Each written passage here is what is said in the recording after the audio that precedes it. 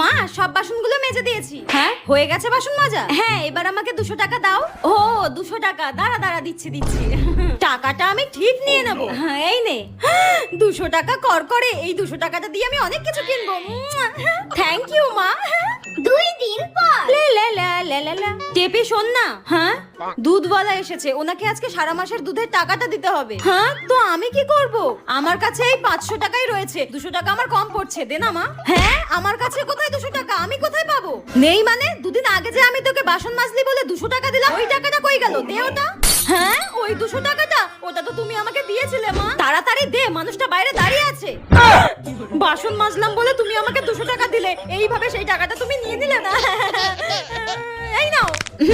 দেখলি তো এক ঢিলে দুই পাখি কিভাবে মারলাম, বাসনও মাজালাম টাকাও নিয়ে নিলাম। ঠিক আছে আমি দুধওয়ালাকে টাকাটা দিয়ে আসি, যাই দেখ কেমন লাগে।